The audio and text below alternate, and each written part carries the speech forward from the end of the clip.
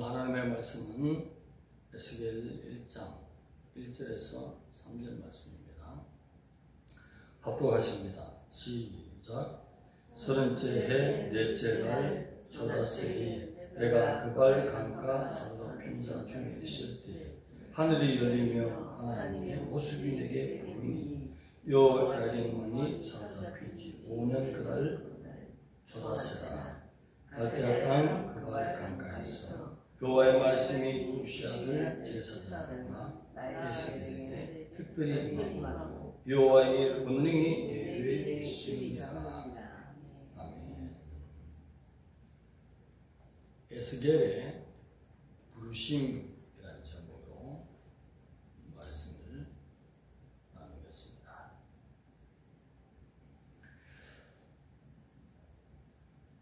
누구가 몇 살이 2586년에 이제 20대 왕인 시드기야를 두 눈을 빼고 쇠사슬에 채워서 바벨론으로 데려갔습니다. 벌써 그 전에부터 제 19대 왕인 요야긴 그를 바벨론의 유프라테 강의 한 주요 지유가 되는 그발강 근처에 포로들의 숙소가 있었습니다. 이곳에서 유프라테 강하고 바벨론의 주요 도시 사이에 운하를 여는 대운하 공사에 포로들이 동원된 걸로 그렇게 기록이 되어 있습니다. 이미 에스겔은 시드기야가 망할 때 그때 잡혀간 것이 아니라 그 이전에 19대 왕인 요야긴이 잡혀갔을 때에 함께 잡혀간 에스겔. 예레미야에 의하면 나이는 훨씬 어린 사람이죠. 그래서 그때에 하늘이 열리며 하나님을 보았다. 직접적인 계시가 임했다는 표현을 하고 있습니다. 하나님의 말씀과 여호와의 권능이 내 위에 있다. 이 표현은 그 누구로부터 사람으로부터 받은 것이 아니라 하나님의 계시를 직접 받은 표현을 그렇게 하나님의 여호와의 말씀과 하나님의 권능이 내게 임했다. 하나님부터 직접 계시 임하는 표현을 그렇게 하신 것입니다. 달리 동일한 표현으로는 여호와의 손이 내 위에 있으니라. 이 표현과 여호와의 말씀과 여호와의 권능이 내 위에 임하느니라 또는 있느니라 하는 것은 하나님의 직접적인 계시가 내게 있었다는 히브리 문학의 표현 방법이 있습니다. 그때에 바로 요야긴이 잡혀온 5년 4월 5일이다. 예레미야서를 보면 느낀 것이 뭐죠? 중간중간 갈 때에 옛날에 있었던 말씀을 또 후에 있었던 말씀을 또 시드기야가 벌써 망하고 잡혀갔는데 제일 뒤편 52장에서는 다른 말씀을 하고 제가 같은 말이 많은 그 말씀을 빼어버렸는데 또 마지막 52장에 가서는 시드기야가 두 눈이 뽑히고 잡혀갔다는 얘기 또 나오고 있지 않습니까? 시대별로 순서를 하지 않았다는 것입니다. 예언에서 강조점을 두고서 말씀을 하기 때문에 시간 순서로 기록이 잘 되어 있지 않아요. 근데 에스겔은 일부 한 예언만 빼고는 모든 것이 정확한 날짜, 시간, 시기, 시점을 마칠 때까지 22년간이죠. 그발 강가에서 하늘이 열리고 계시가 임하는 여호와의 손이 내 위에 있는 곧 여호와의 말씀과 여호와의 권능이 내게 임하는 것이 BC 593년입니다. 22년간 571년까지 하나님의 말씀을 계속 중간중간 받아서 포로주의는 하나님의 백성들에게 못하기 위해서 멸망한 백성들에게 끝났는데 왜 말씀을 주십니까? 하나님은 위로하기 위해서 하나님의 백성들을 다룰 때는 다 좌절하고 실망한 가운데서도 하나님은 소망을 주신 하나님인 것입니다. 공의로서 두드러 패지만은 침상에 누워있는 자에게도 다시 한번 소망을 일으켜주신 것입니다. 하나님의 공의가 끝나는 70년 후에 다시 올라올 수 있으니까 포기하지 말라는 뜻에서 22년간 또 하나님은 에스겔을 통해서 예언으로 위로하시기 위해서 그렇게 에스겔을 사용하시는 모습을 볼 수 있습니다. 여기서 하늘이 열렸다, 하나님을 보았다, 하나님을 볼 자는 아무도 없죠.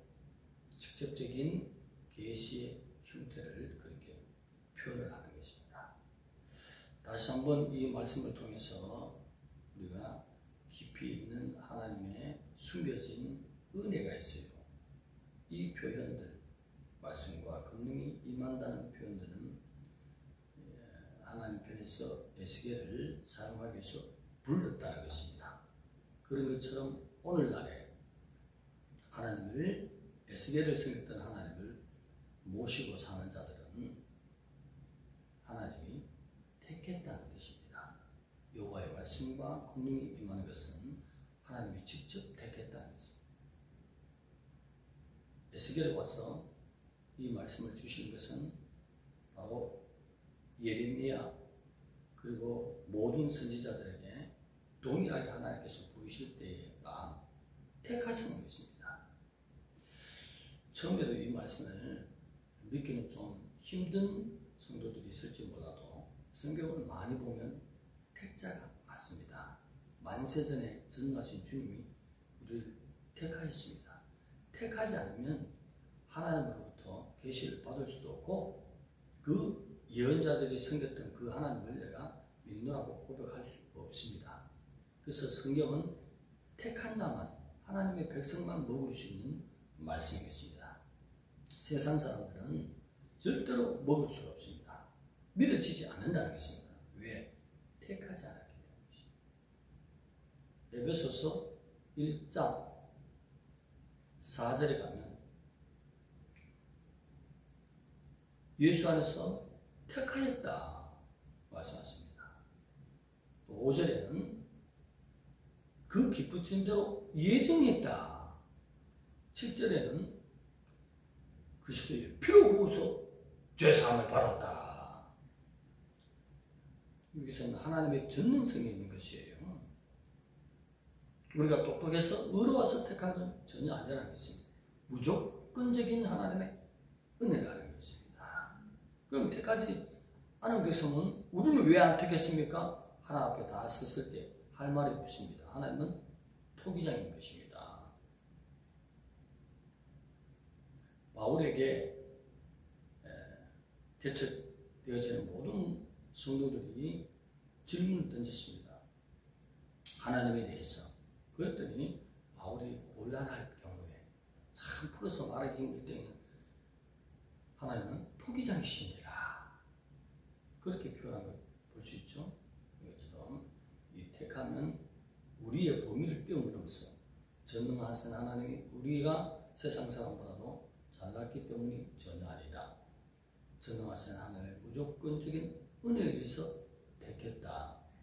오늘 1절에서 3절 말씀에 다른 내용도 중요하지만 가장 영적인 핵심적인 교훈이 뭐냐면 직접적으로 여호와의 말씀과 권능이 임하는 계시를 에스겔이 받았는데 그 표현은 택자에게만 준다는 말씀.